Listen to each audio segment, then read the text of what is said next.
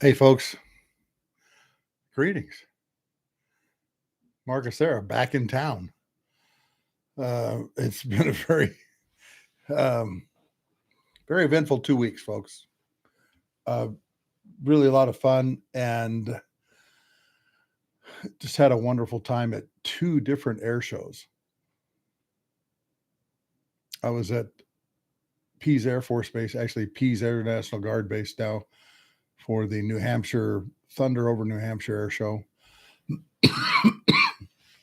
And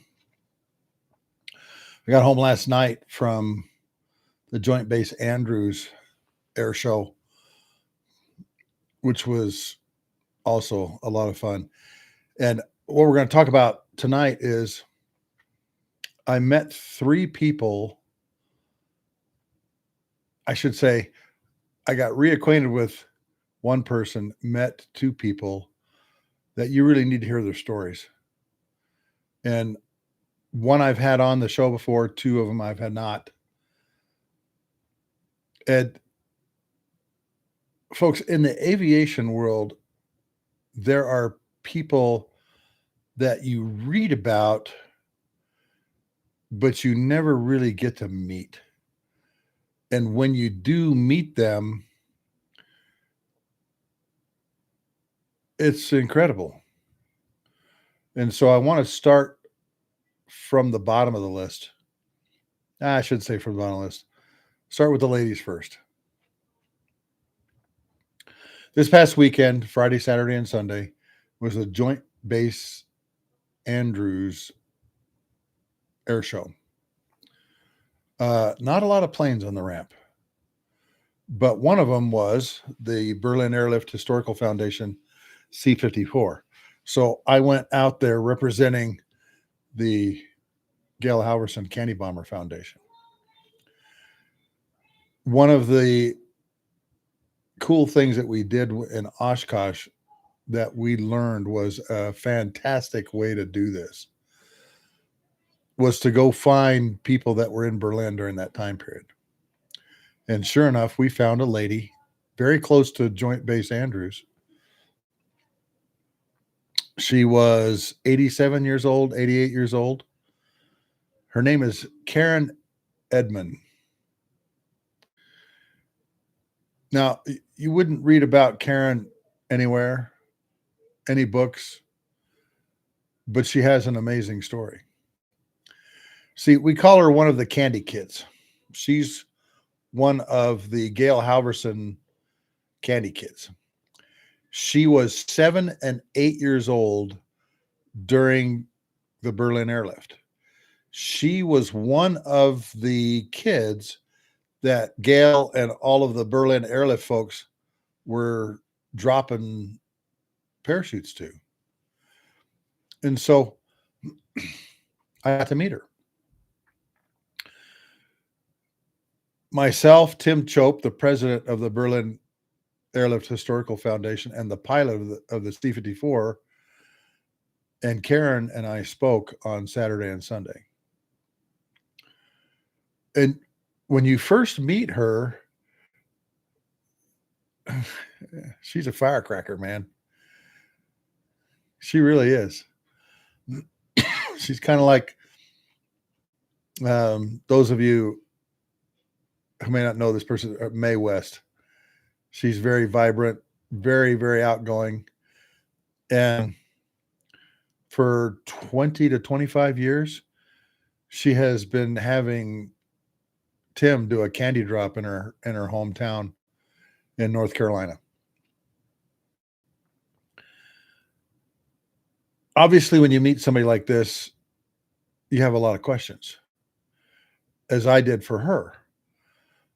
And some of the questions that I had for her, first of all, was, Karin, what was it like living in Berlin at the end of World War II? And it's only 3 years, basically, after the end of the war. And she went into some detail about what their lives were like. And she says, never take anything for granted. because I'm telling you, I had a terrible childhood. That's what she told everybody when she spoke. I had a terrible childhood. She said she had one pair of shoes and I think 2 or 3 dresses, and that was it. She had one for winter and one for summer, spring, or spring, summer. And of course, she heard, from other kids, hey, crazy Americans are dropping candy to everybody. So she became one of those kids on top of all the rubble at the end of the runway, you know, hoping for candy to be dropped. Now,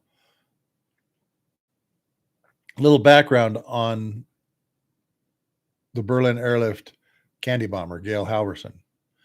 Young lieutenant, flying airplanes. He goes into Berlin thinking this is going to be over soon. And I want to get some pictures and some video. And he had a motion picture camera, which back then was kind of rare to have your own motion picture camera. So he lands at Tempelhof and he's just kind of walking around and he sees all these kids at the end of the runway. And so he walks to the fence at the end of the runway and he's just talking to them. Some of them spoke English, some of them didn't. And he's like, what are you kids doing here and everything? And, well, we're doing this. And he's talking to some of them that could speak relatively good English. And these kids ranged from 4 or 5 years old all the way up to, 15. He's walking away and something in his head tells him, go back to the fence, take the 2 pieces of gum that you have in your pocket, split them in half, and give them to the kids. Hey, good evening, Jason. Welcome back, man. Sorry, you've got an infection. Wayne, welcome. Salgo? Just busting your chops, brother. Yeah, rough week. I'll talk a little bit about that toward the end. So he takes out 2 pieces of Wrigley's gum, this Gail Halverson, the candy bomber, cuts them in half, tears them in half, hands them through the fence. So there's 4 pieces of gum. The kids on the other side tear the halves in half, then those halves in half, those halves in halves, until there's just a little bit of this gum left. Some of the kids are smelling the wrapper. And what Gail realizes is these kids have never tasted gum before or seen it. And so he sees what's going on with all these kids and these 2 sticks of gum, and his heart kind of goes out to him.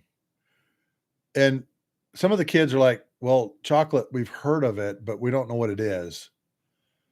And he says to the kids, okay, I'll tell you what. When I come back, I will drop candy to you guys.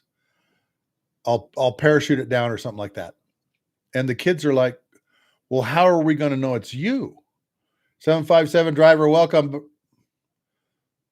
And he says, what I'll do is Gail's going to go like this, rock his wings on final. All right. And so the next day, he tells all of his bros, give me all of your candy rations and all your handkerchiefs. And he begins making handkerchief parachutes and ties them around the chocolate bars that are in their daily rations. And he comes down on final, waggles his wings, and all the kids, there's 20 kids, all get up on this rubble mound at the end of the runway, and he drops candy down to them. And it parachutes down. And he's not sure that they got it. Because obviously, he's at approach speed, which may be 130 miles an hour. You know, the airplane has 20,000 pounds of cargo in the back of it. And the Berliners were out of work, obviously, out of jobs. So they hired a bunch of them to offload the planes. And these Berlin teams, folks, could take the 20,000 pounds of cargo out of the airplane in 8 minutes. 8 minutes. You had airplanes landing about every 3 to 4. The Berliners could get all of the cargo out in about 8 minutes. And then the airplane would, like, start back up, taxi in the runway, and take off. There's no cargo coming out. Everything's going in. Gets to the end of the runway, and he's curious, do these kids have the parachutes I dropped to them? Well, guess what? They're all waving the handkerchiefs. They've got it. And so he's pretty satisfied. And he and his crew are like, hey, we're going to keep doing this. And so they get more candy bars, more handkerchiefs, and start dropping stuff out. Well, on his 4th or 5th mission, he comes back to, I think it's Rhein-Main near Frankfurt, and he lands, and there's a Jeep waiting for him, and the executive officer to the commander is in the Jeep. No good comes from a Jeep waiting for you when you land. All right, folks? Just remember that. If there's somebody waiting for you in your parking stub, they want to talk to you about something that happened. And sure enough, his commander wants to talk to him. Gets the Jeep, goes the commander. Commander says, Halverson, what are you doing? And Gale goes, I'm flying like mad, sir. And he goes, don't give me that. What are you doing? And he slaps a newspaper down in front of him that shows him with his window open, dropping the candy on the parachutes out of the plane on short final. Somehow some newscaster got a picture of him close up where you could recognize him. And so he goes, sir, am I in trouble? And he goes, fortunately for you, General Tunner loves the idea. If it wasn't that he liked it, you'd be in a lot of trouble. Because here's what happened to me. He got a call while Gale was in the air, and everybody's going, isn't this great, man? This candy bomber, in the Berlin airlift, dropping all this candy down from your squadron. And he's going like, wait, what? What are you talking about? And General Tunner, William Tunner, calls him, asks him the same question. Hey, who's dropping the candy, man? This is a great idea, man. Keep going, keep going, keep going. And so he's not mad that he's doing it. He's just mad that he's surprised that he's doing it. Maybe it's a better way to say this. So when he finds out he's not in trouble, obviously he keeps going. Well, word makes it back to the States that Gale Halverson, one each Air Force lieutenant, is dropping candy to kids. And it energizes the candy companies and the kids back home. All kinds of candy starts showing up at like Westover Air Force Base, handkerchiefs and everything. All right. And they're rigging it all up and they're dropping it. So in the 15 months of the Berlin airlift, they dropped 23 tons of candy on parachutes to these kids.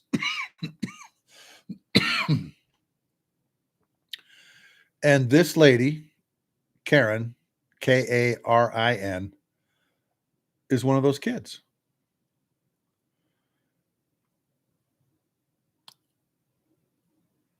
She gets there a couple days later with now there's like 500 kids waiting to get parachutes.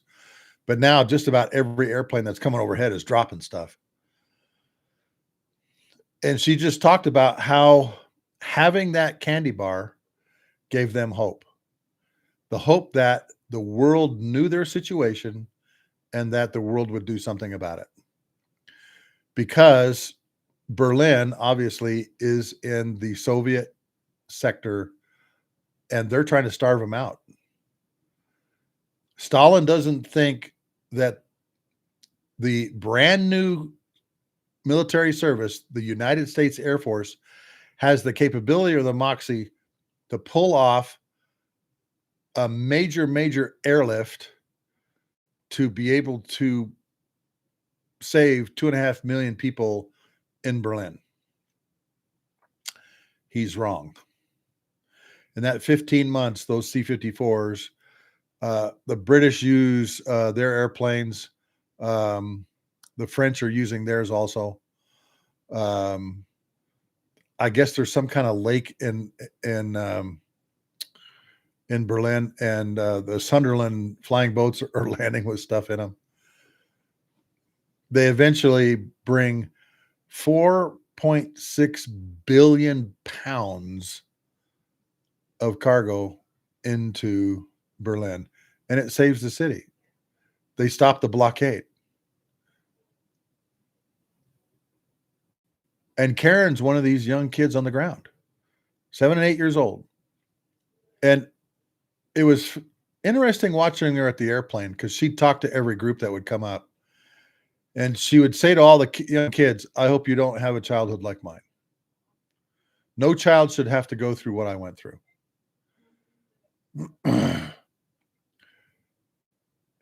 First Infantry Division, Big Red 1, welcome. Hello back at you.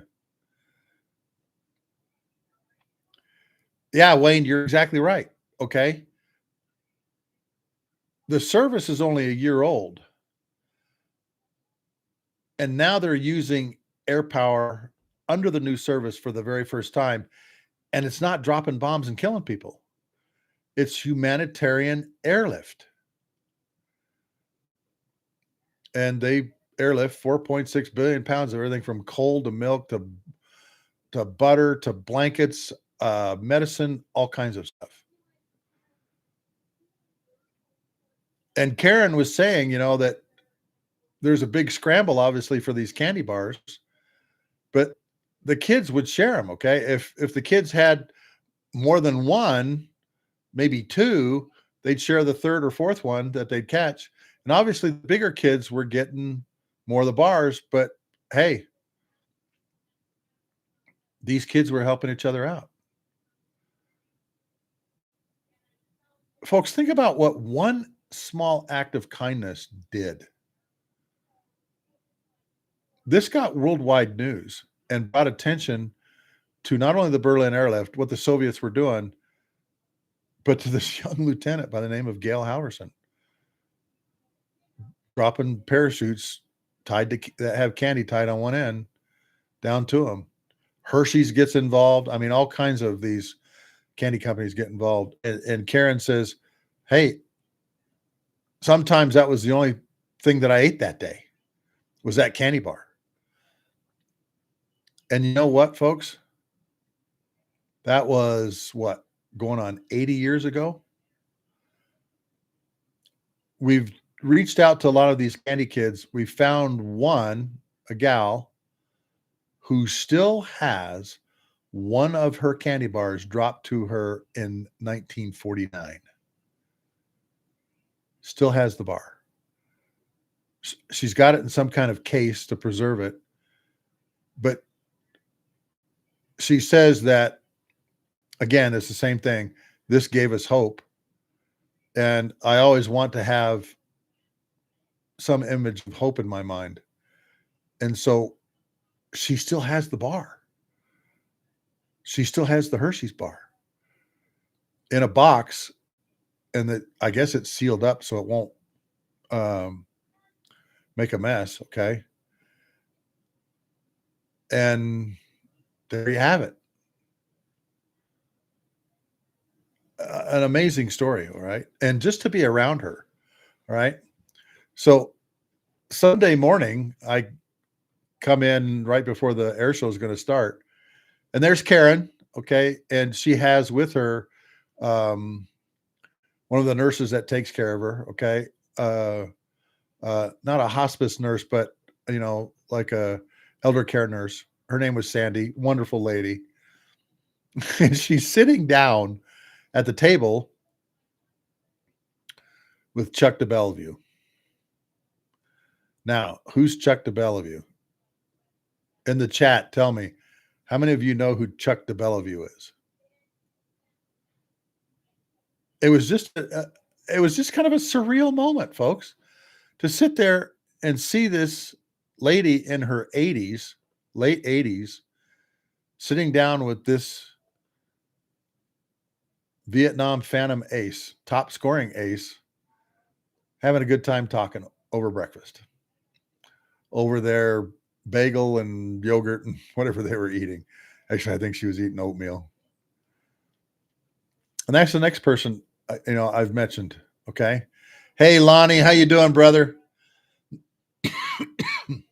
I've had Chuck on the show, and it's one of the most popular shows. And while I was there, he goes, okay, when are you going to have me on again? So we're going to set that up here soon because he still has more stories. Anyway, Chuck's story is incredible. You don't always get what you want. In the military, the needs of the Air Force always come first. Halfway through pilot training, which he'd been promised to go to, the Air Force says, we don't need all these pilots anymore. We need to make you into navigators or WIZZOs. He's going, wait, what? You promised me this. He said, sorry, needs the Air Force. So he literally ends up going to Mather and going through nav school. Little discouraged, man. He wants to be a pilot. Goes to Seymour Johnson. I think it was his first assignment, and then to Ubon. And as a very new captain, just becomes, the beast of the East in the airplane. Shoots down 6 MiG-21s with Steve Ritchie and guy who is his other pilot, John Madden. I think he was flying with John Madden, another great young captain. Shoots down 6 MiGs, all right. But he's a night FAC, day FAC. He does all these other different missions. He does chaff drops. I mean, everything. He's doing it all. But he's killing MiGs. And on Sunday, this was kind of a really cool thing. I met 2 of the Australian crew members that were there with their E7 Wedge Tail. And Lonnie, help me remember to talk about the E7 Wedge Tail, okay? Lonnie Barry, put in there, hey, E7 ? And it'll come back to me, okay? Anyway, Chuck's up there, all right? And of course, these people are just having a great time talking to him. They're talking to a guy that shot down 6 MiGs. And they're asking him questions and just having a ball with Chuck on the plane, all right? And they showed us all the 10 stations that they have, or 12 stations that they have in the airplane. Talked a lot about the things that the airplane could do. It was really fascinating being on. I took a lot of pictures of the airplane because it's got this big radar on the top and everything. And they were talking what they could at the unclassed level about the radar. The airplane's flying out of Point Magoo right now. They're doing a bunch of tests and other things with it. But here's Chuck up in, this incredible airplane. Oh, yeah, Wayne, this is the one we need.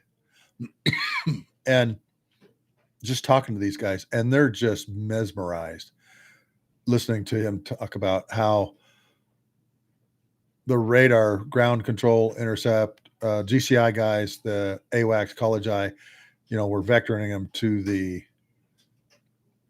MiGs that he shot down. And of course, the airplane had a lot to do with it too. 463, the F4D that he was in, had the brand new combat tree IFF interrogation system that would tell him, hey, it's a MiG. And he told me in the podcast, he goes, I was a scheduler and I could always schedule myself on 463. The other thing about 463, I guess it had some really monster engines that were very finely tuned. And he said it was the fastest F4D on the ramp and had this interrogation system that at first radar paint would tell us what we're up against and that we were squawking MiG. So, or that the airplane was squawking MiG and that it was a Bandit. Folks, Chuck DeBellevue is one of the neatest guys you'll ever meet. Humble, just very unassuming, but just a great American. And all you have to do is like ask him a question or two, and he just gets going. All right. Yeah, Wayne, he talked about his crew chief. Okay. His crew chief was the crew chief of the plane his name was Wedge Tail. And he told me he's still alive, lives down in Georgia. They're all in their, late 70s, early 80s. Chuck just turned 80. And we can't say enough about good crew chiefs, can we, Wayne? But anyway, he was going out in this monster jet and they were able to shoot beyond visual range because it had this equipment in it, this combat tree IFF interrogation system in it. But, he was talking about tankers, we got to talking about tankers. We're standing with Lieutenant General retired Burt Field and Major General Jack Catton and Chuck and a third person I'll tell you about here in a few minutes. And we're just talking, about all kinds of things. And of course, we'll never, you just sit there and you never talk when you listen to somebody like Chuck, because he's got so many experiences in his head. And he even said while we were talking, you tanker bubbas were indispensable. All right. So many times I had tankers that would, come into the lower route packs of Vietnam, North Vietnam, pick us up and drag us out. And there's a couple of those stories in the episode that we talk about. Because we got to talking about tankers and the current Air Force situation where tankers are concerned, which is a little dicey right now, because the KC-10s are out of the fleet and the 46 still has some challenges. But he was also speaking with another gentleman. Chuck was speaking about, here's the linebacker campaign and here's what we were doing and how we were doing it. And he's going up on MiG sweeps, but he's also doing night FAC and doing all kinds of things. He's dropping flares for AC-130s and the spotters at night. He's doing all kinds of things.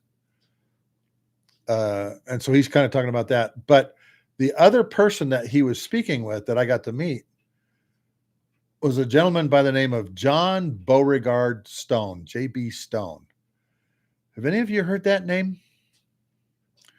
Do any of you know who I'm talking about here? Most people don't, unless you have a book that covers the 1967, 1966, 67, 68 MiG kills. J.B. Stone was in the same squadron as my uncle, the 433rd, at George. And he's told me, he says, I remember your uncle getting shot down. I left to go over there, about a year later.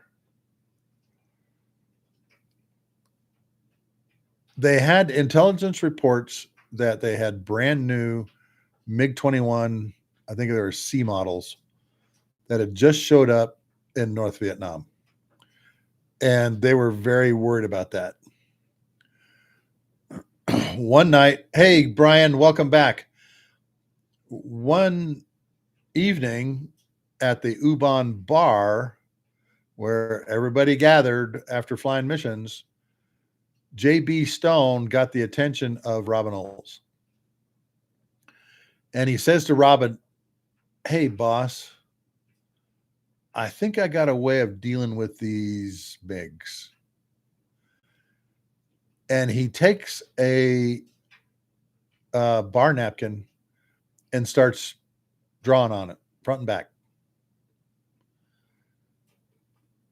And Robin Olds thinks, oh man, this is a great idea. And so he starts running with it. But at first, he's not given permission to do it because they're like, oh, it's too risky. It's too this, it's too that. Whenever you have good ideas like that, sometimes it's very, very tough to move it up the chain and get it approved. Finally, Robin takes their weapons officer, God, what was his name? Ralph Wetterhahn, goes to General Bill Momeyer's office, Spike Momeyer, and lays it out and says, hey, boss, I think we need to do this. And here's the reasons why. Here's all the stuff that we've done for him. Hey, Tommy, welcome back. And Robin had really, really done his homework. He told me in a phone conversation, they actually sat down and timed the radar sweeps of the North Vietnamese early warning radars and all their GCI radars. And he presents all this to General Momeyer, 3-star General Momeyer, William Momeyer. And Momeyer says, run with it. And so the day after New Year's, 1967, they execute Operation Bolo. The very famous, hashing it out. Thank you for that. The very famous air ambush to go after the MiGs.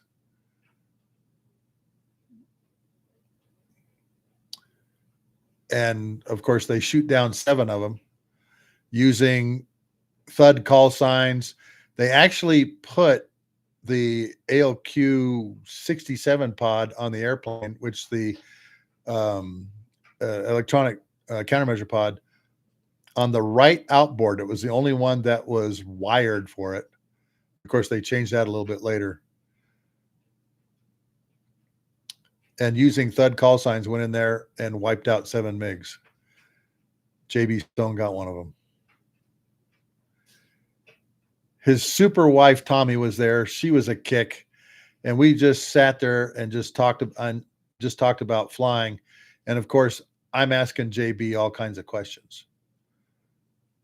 But he was, JB Stone, young captain, was the inspiration on the napkin at the bar for what later becomes Operation Bolo, the famous air battle where they knocked down 7 MiGs.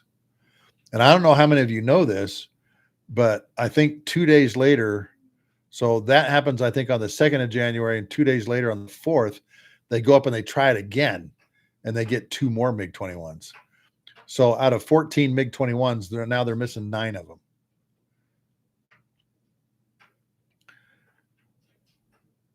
And there's some leadership principles here that I want to speak to you about. One of them is, when you're in a leadership position, listen to your subordinates. They have great ideas. Don't think that you know everything and that some of your younger subordinates can't tell you anything. Here's Robin Olds, double ace from World War II, has got kills in Vietnam, just an incredible leader.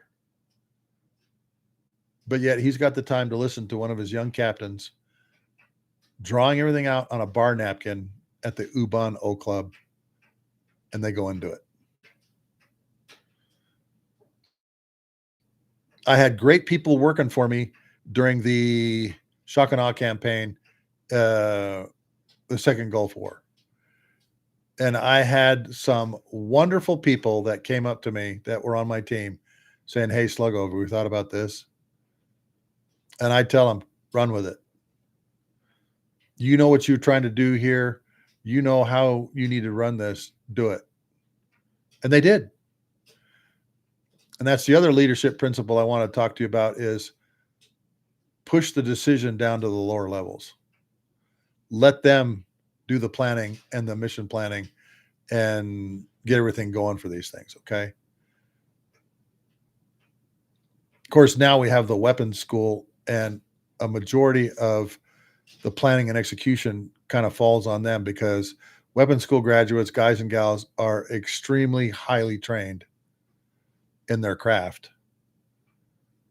But you know what, folks? I had a guy that was working for me during the Baghdad invasion of 2003, had been passed over 5 times from captain to major.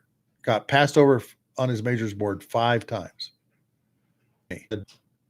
This Army security team needs to move to Crete. And here's how we're going to do it. I've already got the paperwork filled out. Did you hear that? I've already got the paperwork filled out for moving the ammunition and moving all the guns and everything, you know, having all that explosive stuff on the tanker. But they don't have airlift to get these guys there anymore, and they're not high enough priority. And so I told Wybo, run with it. And he made all the flight plans and everything he needed to get a tanker from Bahrain to Suda Bay, pick up the team, and take the team from Kuwait to Suda Bay to get on another one of these big storage ship that we needed to do the ground war. And like I said, he had all of the paper, everything all filled out, all ready to go. Perfect. And off he went. Off he went. The other thing Wybo did was he had mad skills with Excel. And he was able to put the formulas in the different cells and create for us a after action report for each of the wings to say, you know, here's how many airplanes that need maintenance. Here's how many we flew today. Here's how much they offloaded. Here's how many hours they flew, all these different things that we had to track. And he banged it out, man. He had it all ready to go. I mean, just fabulous. And I have no skills with Excel and how to put these formulas in these cells and how to make all that work. Wybo knew it all. All right. And about revision B, he got it right. And it told us everything that we needed to know. And the great thing too was we could go show our hi Ivan Chu, welcome from the Philippines. Thank you for coming on from the Philippines. I really appreciate it. It could show all of the things that we needed to know, particularly where the crew flying time was, because at that time the KC-135s were only manned at 1.4 crews per airplane, which restricted us from flying more missions in the KC-135. And so Wybo said, hey, here's how we can fix that. Let's have the Guard and Reserve be able to fly the active duty, and the active duty folks fly the Guard and Reserve jets. They're not, the nomenclature for the Pacer Crag equipment is different, but they're virtually the same airplanes, and it won't be any different. They should be able to fly them just like they like getting in any other airplane. We had to send a letter to the Air Mobility Command DO, 2-star general, got his approval, came back almost immediately, and all of the Guard and Reserve crews that they'd activated to bring over for the war, that we didn't have room for the airplanes, we had room for the crews, and we were able to fly more sorties, all because Wybo was able to create an Excel spreadsheet that showed me what the crew flying hours were. And we had it waived to 150 hours in 30 days, but they would never go over 330 in 90 days, 330 hours in 90 days. And that's the line we were way above. And we were going to have to set about maybe about a third of the crews down, maybe close to half, all because they'd reached their crew duty month. And Weibo saw that coming. And this is the mark of leadership, folks. When you see one of your subordinates going, boss, here's the problem, and it's going to smack us in the face like a cold fish to the nose, but here's the solution. And he had the solution. And sure enough, they went for it, and it worked great. And we were able to fly more sorties because of it. We were able to fly more sorties because of an Excel spreadsheet, and it worked fabulously, famously even. So hopefully, folks, you can't hear the wash machine running in the background. Maybe if I'm quiet, you can. I told everybody I'm going live. Don't start the wash machine. It's literally on the other side of the wall. And hopefully it's not making it difficult for you guys. Wayne, tell me if there's too much background noise from the wash machine, will you? Of course, it's ramping up right now, but it'll be off here in a few minutes. But folks, that's part of leadership, man, is trusting your folks. Oh, good. Thanks, Wayne. Thanks, Brian.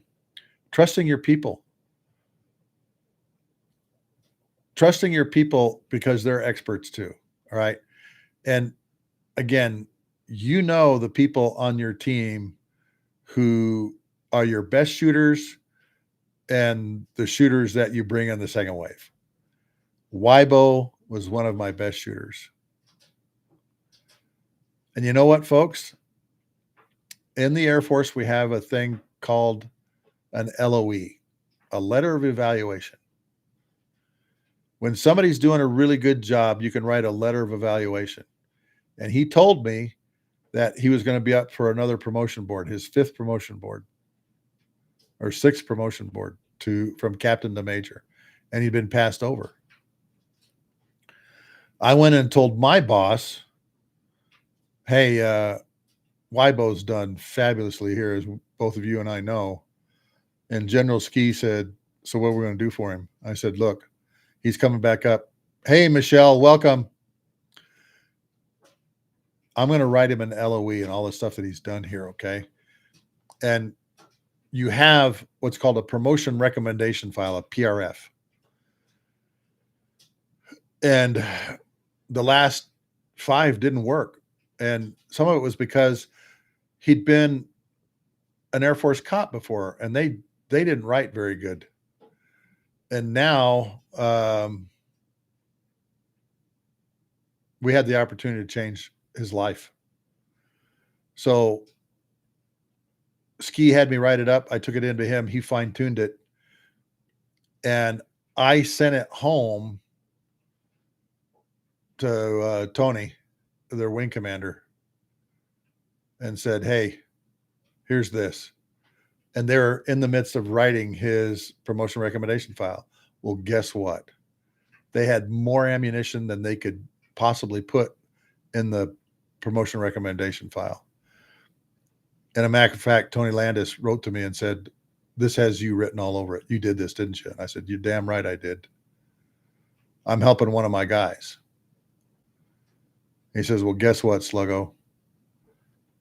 When we wrote all of the promotion recommendation files, hey, Ryan Sanders, welcome. Oh, aviation maintenance. Good, good. Get your FAA tests good. Yeah, I know that's hard, but Ryan, I'll tell you, you'll love it when you're done. Ryan, let me talk about that here in just a second. Let me finish this thing about Weibo. So they're writing Weibo's promotion recommendation file, and now they had all of the ammunition they needed because, I mean, he did just a super, super job. And guess what?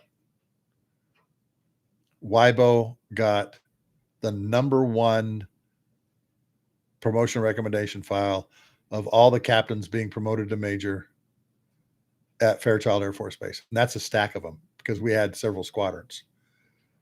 But more importantly, Weibo called me on the day they released the list to tell me, thank you, Sluggo.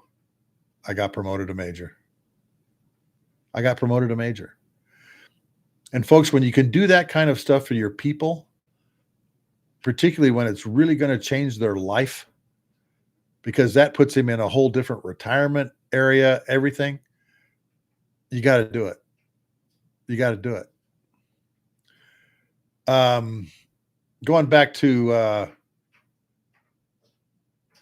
yeah, I couldn't believe it, man. I'll be honest with you, man.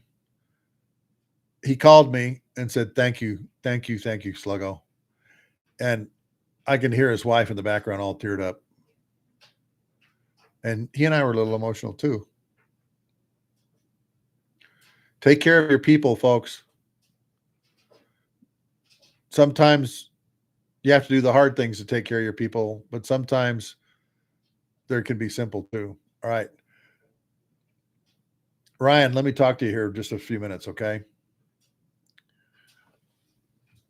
And Ryan, I don't know how much you know about my my aviation journey, my aviation origin story. I knew I wanted to fly when I was 5 years old, and I knew I wanted to fly 707s. I was not an academic person. If I'd gone to school just to study airplanes, I would have had straight A's all the way through school. That's not the way our current education system is structured. Too bad, I think, but that's just me. I knew a lot about airplanes, flunked 6th grade spelling one term, flunked math one term in high school, D in science, I mean, all kinds of stuff. Even in college, I had a D in geology. I had school counselors from the time I was in elementary school all the way through high school and even in college that would tell me, yeah, I know you want to do this flying thing, but your math scores aren't great. Your science scores aren't great.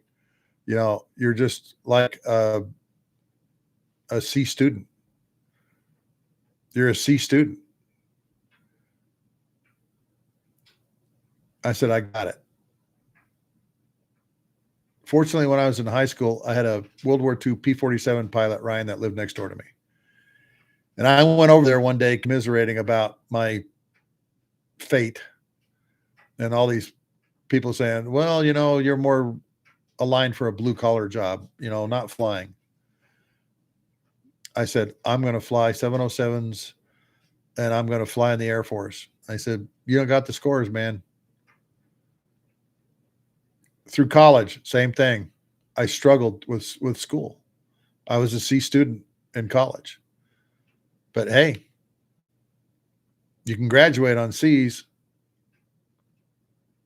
And I'm telling you, it was painful. Pilot training was painful. That is a very, very fire hose year.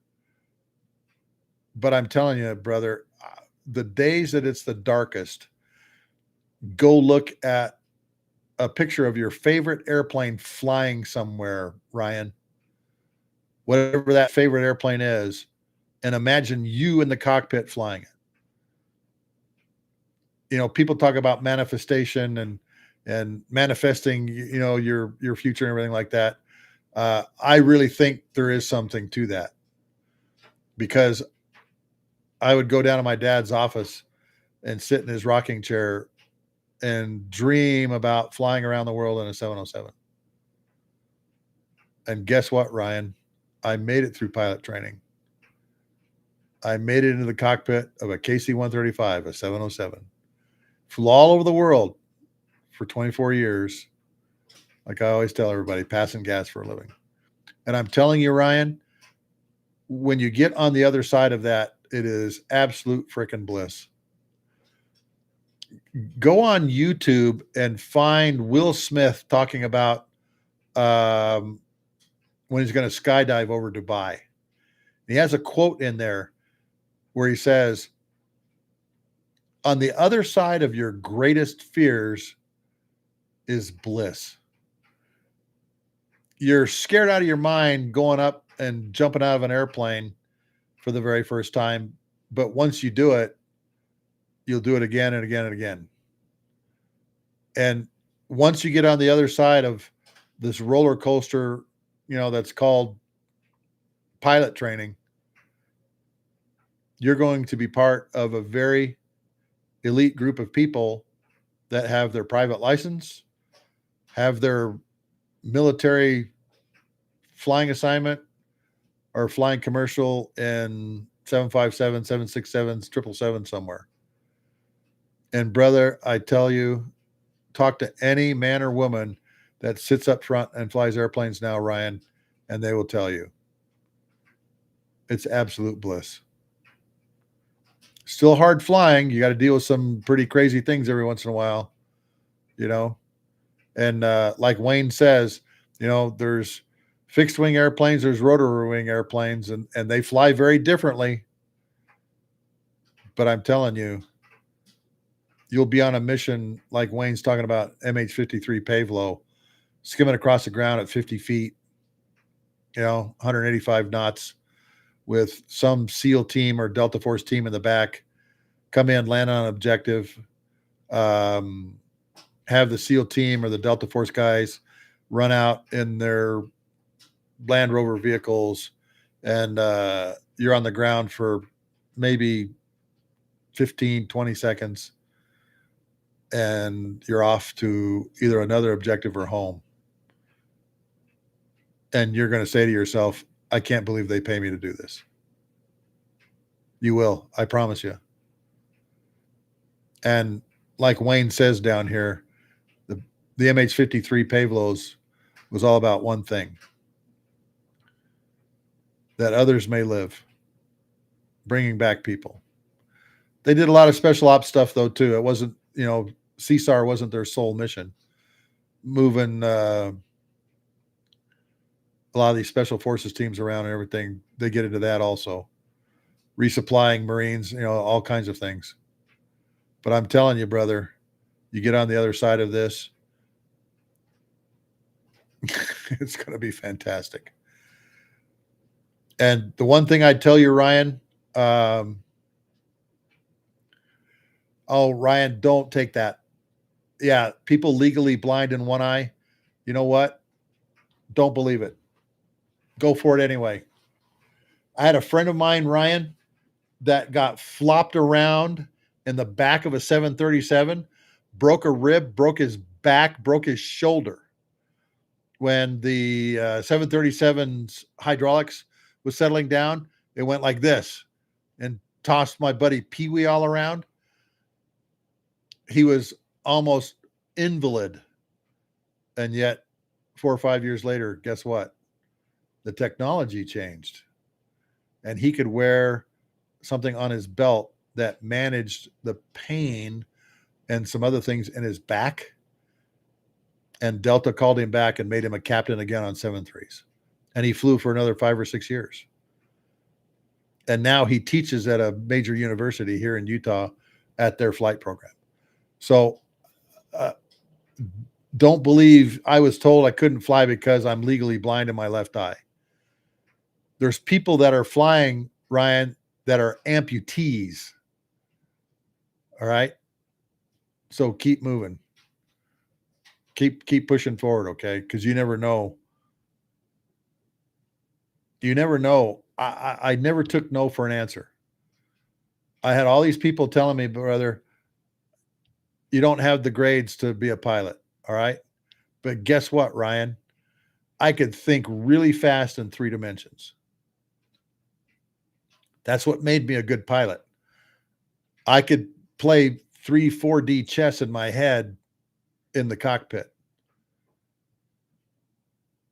I could take off on a mission not knowing where my receivers were going to come from, pull in front of them 40 miles in a rack, pull them out, give them enough gas so they could get out, and then be redirected to another huge combat rescue mission supporting A-10s where we had to get an F-14 pilot out.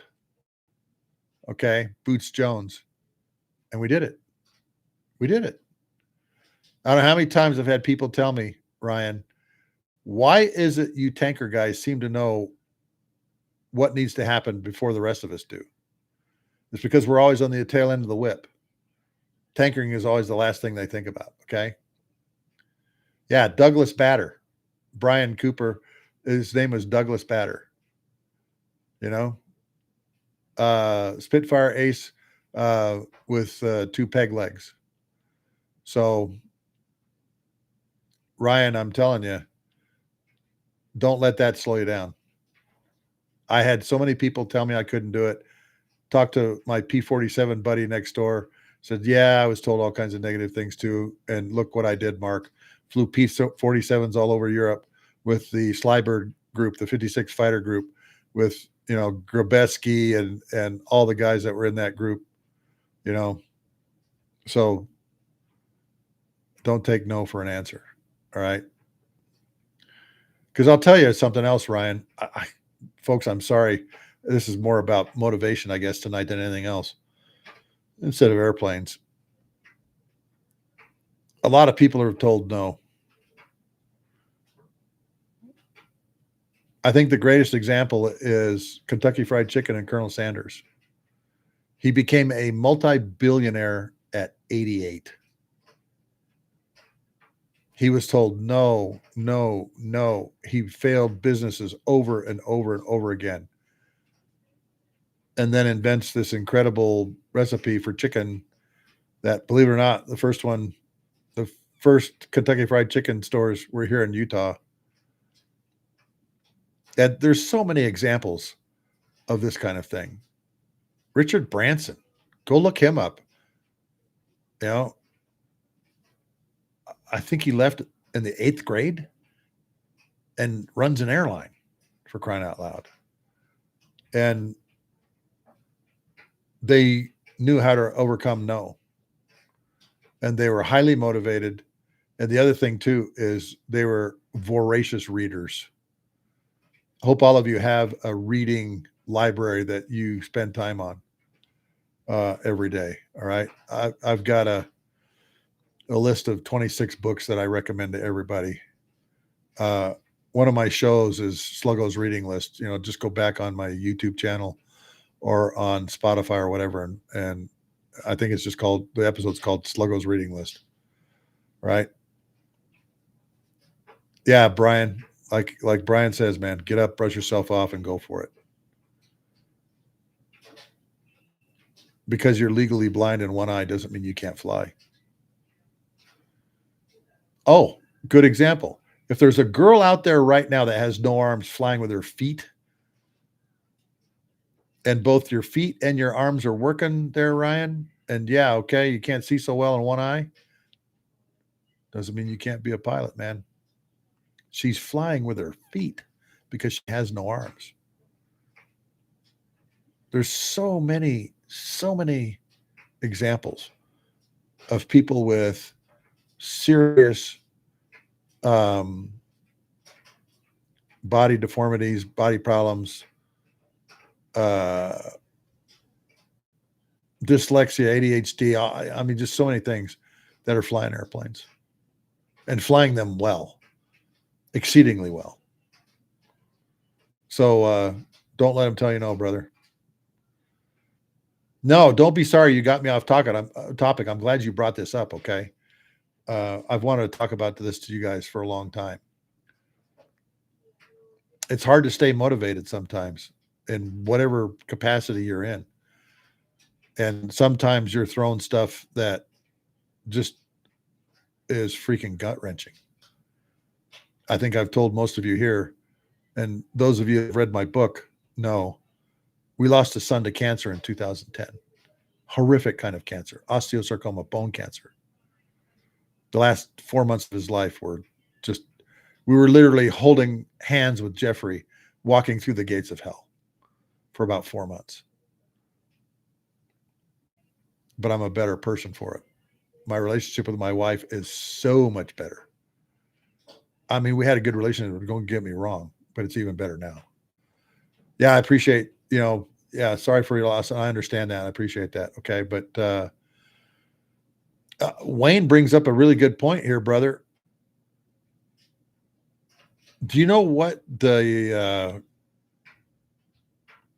drone pilots right now? Ryan, think about that.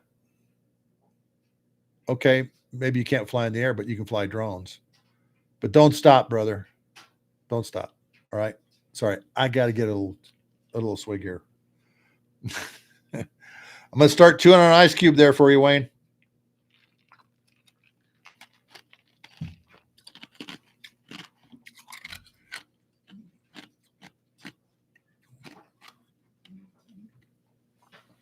Anyway, long motivational talk there, brother. And thank you guys for just kind of listening to that. But Ryan, I was just like you, man. They told me you can't do this. And for 24 years, I did it in the military. In the military.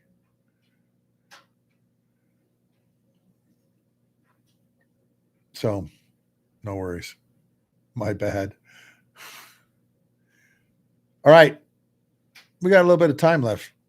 You guys got any questions? I've got a couple of shorts on YouTube that have gone bonkers. Over 1 million views. Oh, I forgot to tell you guys. You guys know what Arrow is? Hang on. Let me turn around here.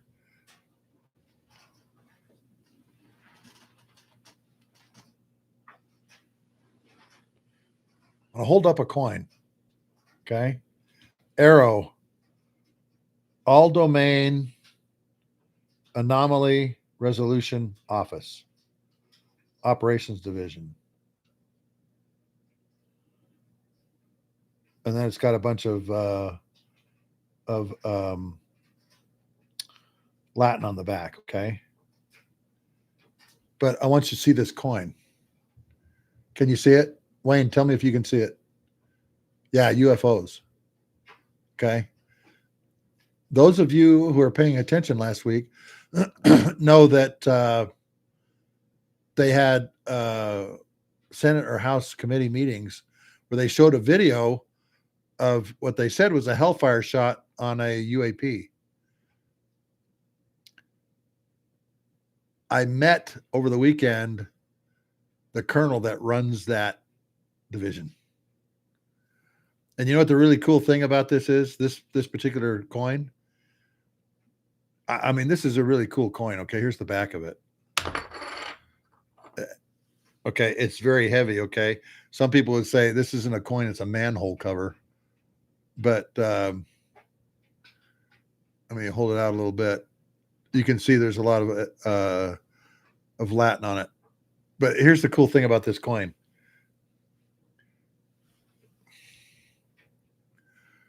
I've never had a coin that glows in the dark. This one glows in the dark, which is kind of spooky when you think about it's for, unidentified alien phenomenon or whatever UAP stands for. Okay. But I got to talk to this gentleman and ask him about that particular video that I put up. By the way, on YouTube, that video of the quote unquote hellfire shot on the UFO is at 1.8 million views. Okay. It's really gone wild. Yeah, boys and their shiny toys. It was fascinating talking to him about that incident. But this person told me they have a drive that has terabytes of video on it, video information. Seriously. And of course, your next question is, so when are you going to release it? And he didn't have a good answer for that. And it's not because he didn't have an answer. It wasn't because he had an answer. It was because he really doesn't know. And why they're keeping a lot of this hidden like this, I don't know. It must be up there like with the Epstein list. It's crazy. So hopefully I'll have him on. I'm not going to mention his name right now until I get more. We have to go obviously through a very interesting approval chain to have him on the show. So let's see. We talked about Chuck. We talked about JB Stone. We talked about Karin. Motivational stuff. What questions do you guys have? Yeah, that would be a fascinating interview, wouldn't it, Michelle? Particularly, he said terabytes of video. Yeah, I agree with you, Ryan. We got to be pretty arrogant. John Gong. Did you know Pete Pettigrew? He was a family friend. I never met Pete Pettigrew, but certainly know his story. And he was like the technical advisor for the first Top Gun movie, Viper Pettigrew. That's why Tom Skerritt's call sign in the movie was Viper. It was in honor of Pete Pettigrew, Viper Pettigrew. MiG killer from Vietnam, flying F-4J with another airplane that also shot one down. Amazing man. Instructor at Top Gun. Matter of fact, I think one of the first people to go through class there, and then became an instructor at Top Gun, and just an amazing guy. And everybody that met Pete Pettigrew, John, loved him. Absolutely loved him. I want to go back up here real quick. Where is...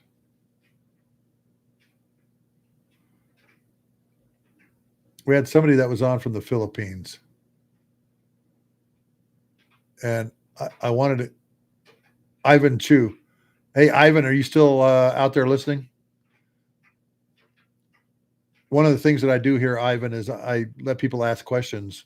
Spent 24 years in the Air Force. I'd love to hear one of your questions, and hopefully someday get to the Philippines. I'd be interested, Ivan Chu, to know where you live in the Philippines. Been there many times. Been to Clark Air Base, obviously, many times. Never went down to the Navy base there, but still, great place to fly. You know, we used to do an exercise called Cope Thunder, which was like a smaller version of Red Flag, over the Crow Valley Range. I think I need to put some video up. I have a video from my visit there. It's called Cope Thunder Blunders, and it's where some of the bombs like go crazy. And again, you know, they're the GPS guided bombs are just coming on. Anyway, Fighting Tamale. I have never been to Kitty Hawk. I've flown over it several times, but I've never had my feet on the ground. Yeah, where flight started. I'd love to go there. The worst weather I've ever flown in, Fighting Tamale, typhoon. Getting out of Okinawa on a typhoon evac. Been hit by lightning 3 times, twice on typhoon evac. And that was a really memorable flight, as you can imagine. You get a lot of static electricity on the windscreen, and that static electricity builds up and builds up and builds up, and you can kind of feel the hair raising on your neck. And seriously, that's why you know you're about to get hit. And you try and get out of the way. Yeah, St. Elmo's fire, Michelle. And you can feel the static electricity in the air, but you can also see the lightning fingers of purple on the windscreen. And it's only on the windscreen because that's where the the wind and the electrons are hitting the airplane pretty hard. And my co-pilot once put his finger in it, and it shocked him so bad it threw him back in the seat. I'll never forget that. But you know that you're close to an electric storm, and we were only 20 miles from it. And the way it was building up, you know that you're going to get hit pretty soon. And so you get out of the way. You try. Our regs were you had to be 20 miles from a thunderstorm, but sometimes it didn't matter. In a typhoon that is 500 miles across and is churning real good, it doesn't matter. There is so much energy in a storm like that and many of us had close calls with electricity or lightning while we were flying there. Going down to Guam and back is when I got struck. That was typically where we went. When we had a typhoon evac out of Okinawa, it was usually to Guam. The majority of us went to Guam. So I will tell you, one time we finally make it out, and it was really bumpy. The airplane's getting beat around pretty good. And we got down to Guam. We landed. All 7 airplanes are on the ground. All 8 airplanes are on the ground. And we had a 5.2 magnitude earthquake. And they had to inspect every single inch of the Anderson Air Force Base ramp. It's taxiways, parking spots, it's runway for cracks. So, meaning we weren't going to be able to take off if there was something like that. All right. I mean, just crazy stuff. All right. Yeah, Ryan, St. Elmo's fire numerous times. Believe it or not, Saudi Arabia, just as intense as it was in Okinawa. So I'm over the desert, but the desert thunderstorms have some real energy behind them. And of course, being out of the Pacific and typhoons, they have some real energy behind them too. So I actually had St. Elmo's fire in both places. What's your opinion of the KC-46? Brian, I'm going to save that for another night, okay? Just real quick, bottom line, I was on one this past weekend, a Travis bird. The guys love flying it, but it's still got some problems. Have you seen the new GAO, Government Accounting Office report on the F-35? It's terrible.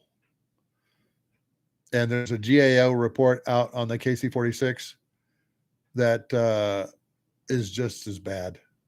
They still have 5 major problems with it, 2 of them being the boom. So I want to research that a little more, particularly and the reason I want to wait, Brian, is because the, what do they call it? Accident Investigation Board report for the last boom that snapped off should be coming out here pretty soon. Like within the next week or 2. All right. I leave Thursday, folks, for Atlanta. I don't know if there's any of you that live in the Atlanta area. I'm going to be down in Atlanta for the Military Influencers Conference, where all the social media folks come to Atlanta for this big conference. Really looking forward to it. Any of you in the Atlanta area, please let me know. I'd love to see you. Andrew, welcome.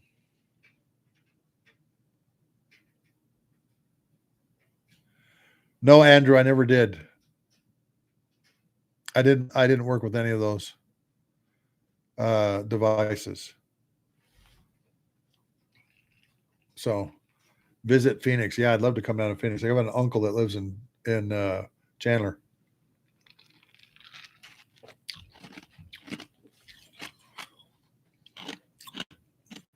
Well, I'm also trying to get on. He's a Vietnam POW for 7 years. Brian, is that where you live? Is down the Phoenix area? Anywhere near Chandler Air Park? That's where my uncle lives. Only 101 today. Yeah, but it's a dry heat, right, Brian? Okay, questions. You guys aren't asking questions other than, yeah, for us civilians. What's those letters mean? Yeah, good point.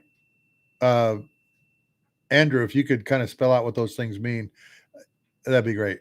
John Gong, wrap your head around this. My grandfather, American, was a World War II fighter ace, taught air-to-air combat by the Luftwaffe flying biplanes. John, that's crazy. That's a crazy story. I'd love to hear.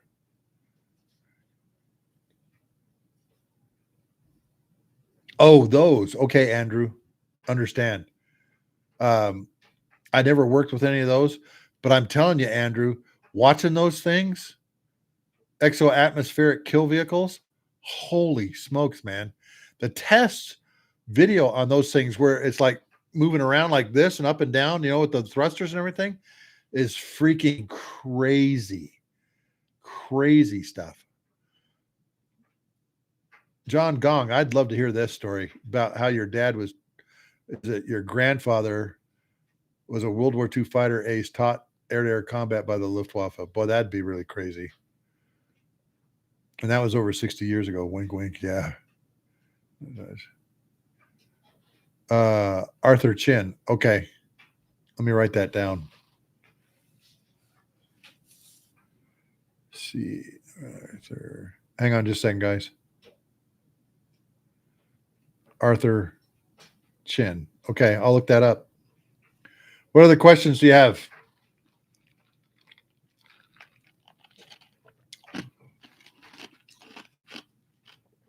Oh, I told Lonnie to remind me about the Wedge Tail.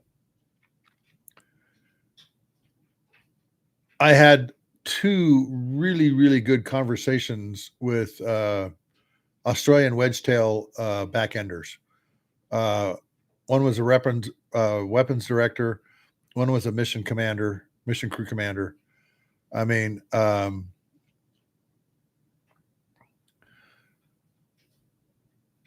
and they had some other very interesting facts for me.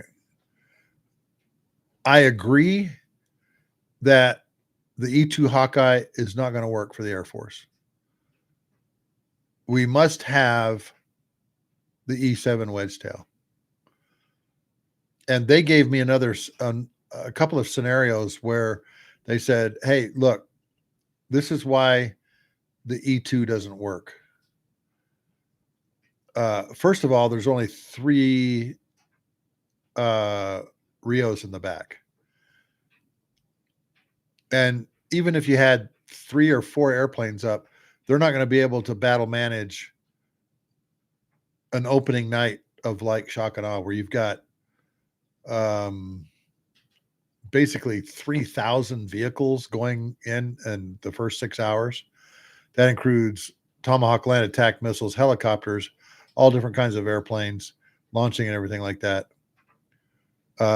There's 12 consoles, I think it was in the E7 Wedge Tail, but it's very automated, is what they told me. It makes the crew workload very, very efficient and effective, is what they told me, without going into specifics that I can't go into here.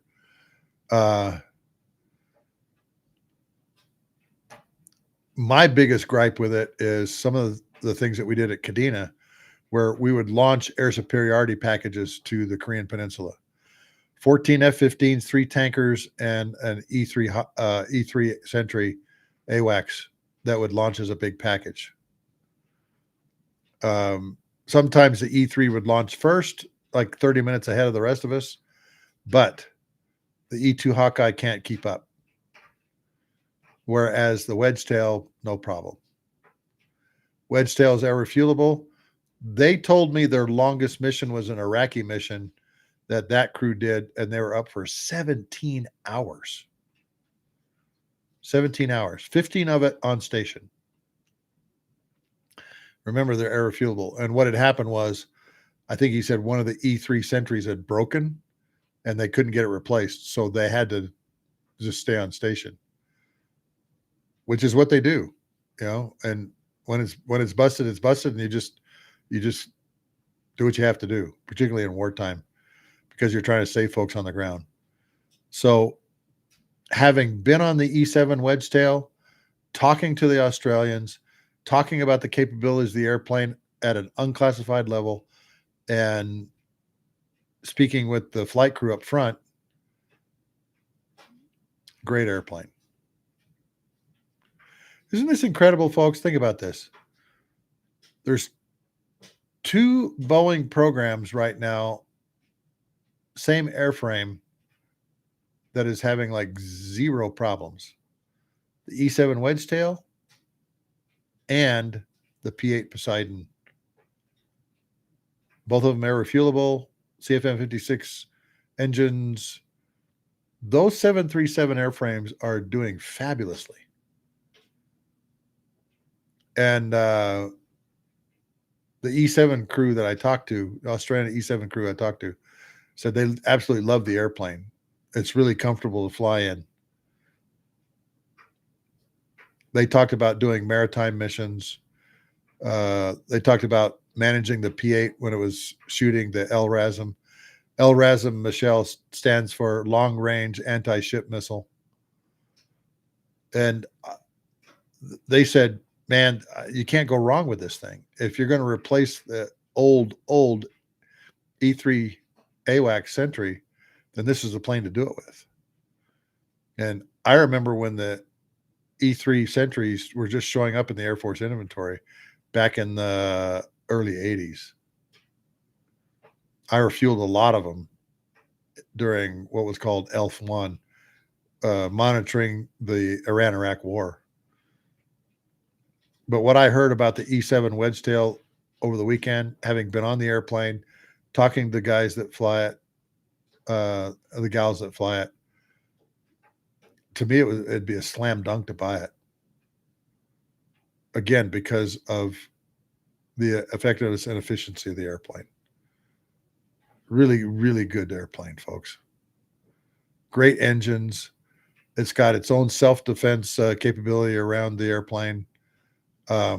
It's probably the most overprotected airplane in the sky because, you know, F-22s, F-16s, F-35s, F-15EX, you know, they're all up there defending this thing because it's the brains of the operation. It's the brains of any major air campaign. So my vote is not the Hawkeye, but the Wedge Tail. The Wedge Tail is the way to go for the United States Air Force. I can't remember how much they cost per airplane, but believe me, folks, with the things that I saw in the airplane over the weekend, that's the airplane we need, not the E-2 Hawkeye. You know, and I understand, you know, commonality of parts, all these kinds of things, all right. But the Hawkeye just can't keep up with jets. It isn't going to. It wasn't designed to. It's not going to keep up with jet-powered airplanes. So those are my thoughts. Yeah, the E3 replaced I think it was called EC-121, a Lockheed Constellation. Isn't that crazy?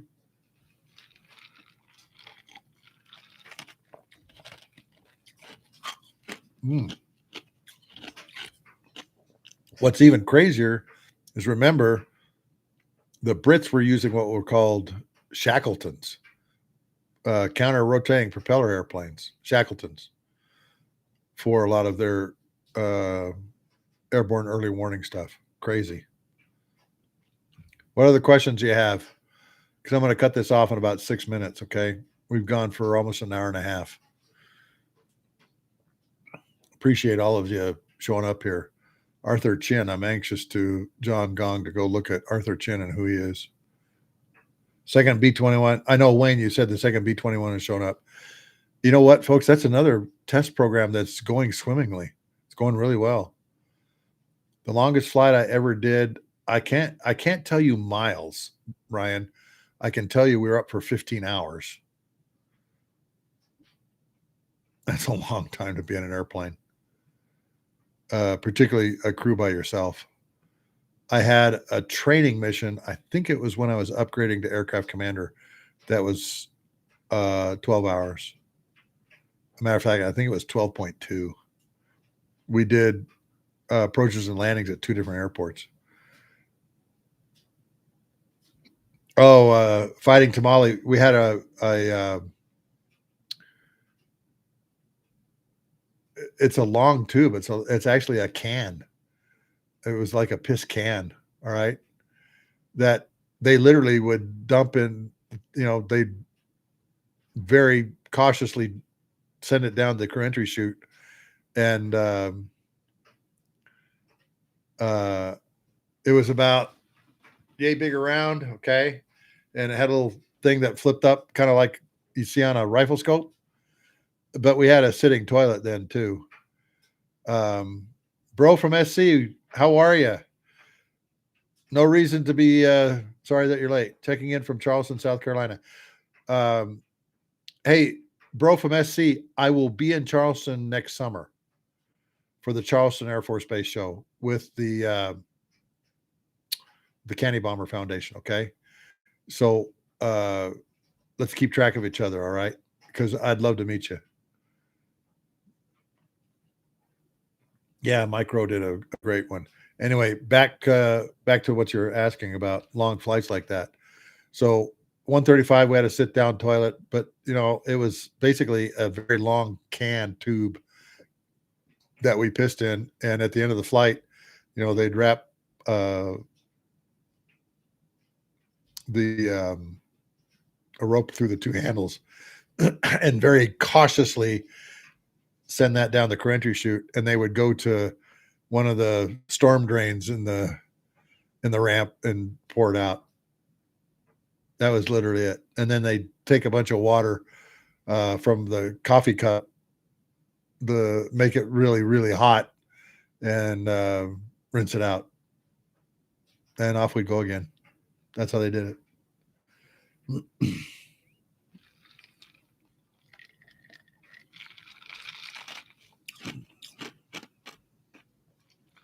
Yeah, that was usually one of the younger crew chiefs that had that duty. Wayne talks about the C-130 public bathroom. They had the same kind of piss can in the back. There was no curtain that went around you or anything like that. And if you were a gal, you figured out how to do it. And I don't know how that was. I don't know what they have on the new C-130Js. They may have a pretty good outfitted bathroom. The C-17 sure does. But anyway, I work with dogs, Michelle. That's funny. That's really funny.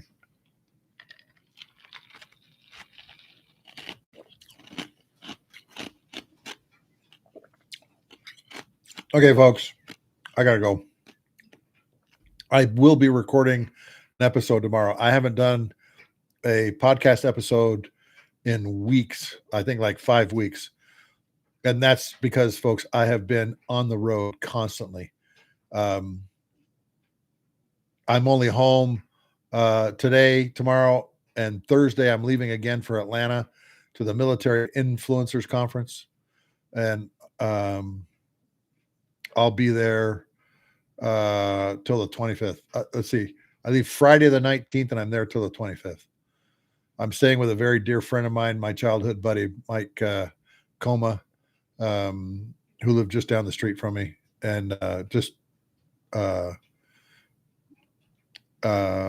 wonderful guy. Bro from SC, never flew 135 into Charleston.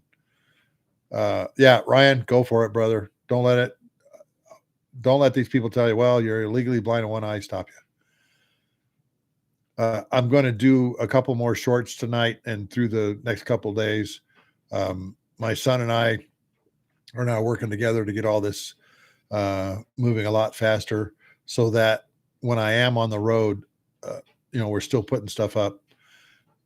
Oh, I tried to go live on the ramp at Andrews, and the Wi-Fi coverage out on the ramp was basically nothing. I really, really wanted you guys to see, guys and gals, to see where I was, what I was doing, again, for all my drawings. Talking to those people, ooh, that airplane's going to be a monster. That airplane's going to do some really, really cool things, okay? I do have an X account, Wayne. I just don't post there a lot. Maybe I need to start doing that, Wayne. Because, you've seen all the videos I've got on Instagram, TikTok, and YouTube, but I've not put them on X. But yeah, I do have an account already. And I think it's the same thing, LTC, Marcus Sarah. Go take a look.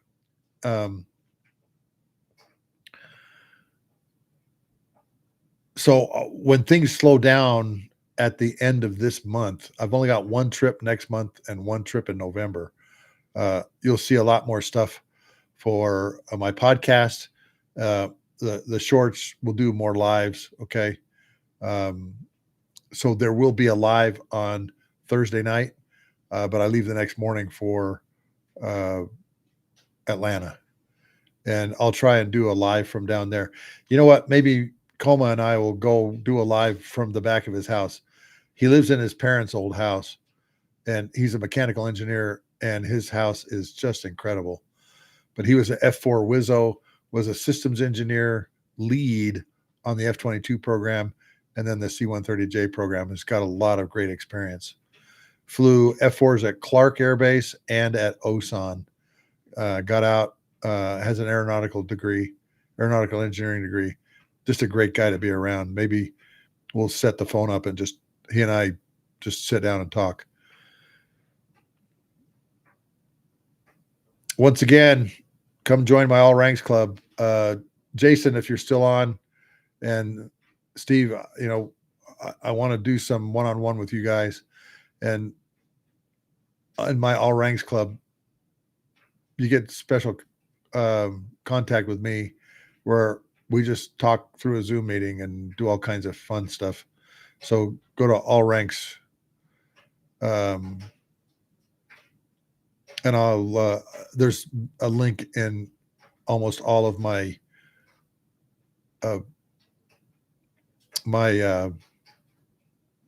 podcasts where you can go there. Okay.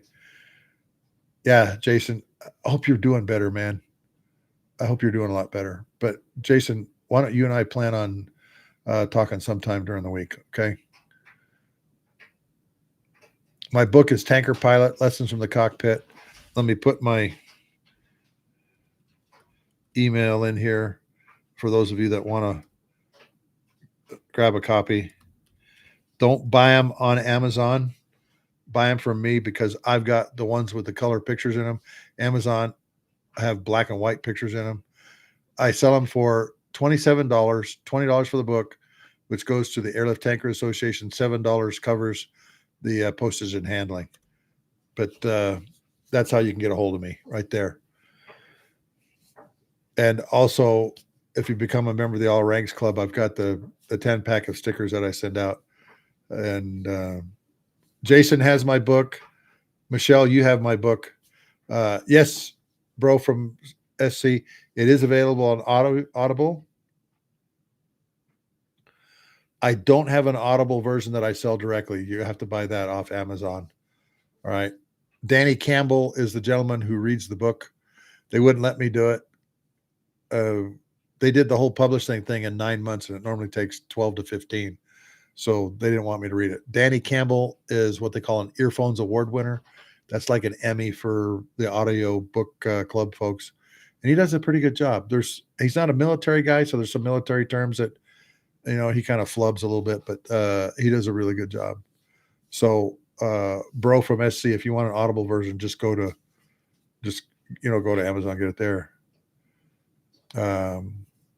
Yeah, Jason has it on Audible, and he has the physical copy that I sent to him and signed. And of course, all the wall art that I do, wallpilot.com. And let me do an airplane for you. If you go to wallpilot.com, there's 160 ready to print right now. 4, 6, and 8 feet. They peel off and go on your wall, like you see here behind me. And we've done a 30-footer for a guy that needed to wallpaper his hangar. And we do custom ones too. Everything from ME 109s, Focke-Wulf 190s, P51s, P38s, P47s, all the way up to F35s, F22s. I have no idea what the F47 is going to look like, but I'm sure I'm going to draw that. But now that I've got EA 37 Banshee pictures and E7 Wedge Tail pictures, I'm going to get those all drawn up too. So, oh yeah, bro from C-17. Matter of fact, I've got a famous jet from Charleston. It's called the Spirit of the Candy Bomber. And it was, they had a memorial service for Gale 3 years ago. He died in February, and they had a memorial service already planned in May. And I did a very special C-17 for that. And that was this tail number that they named Spirit of the Candy Bomber. And again, bro from SC, 4, 6, and 8 feet. And you can find it on my website, wallpilot.com. All right. Let me put that up there.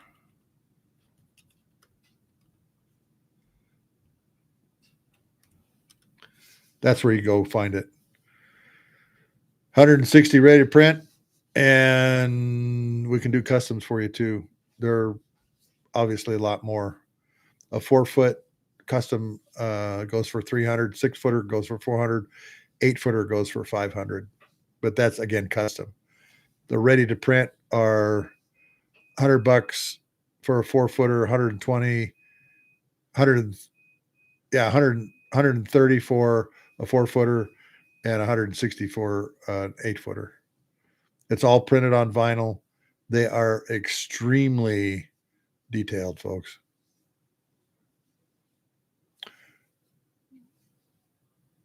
It's been great to be with you tonight. Look forward to talking to you guys all on Thursday night. Sluggo signing out here.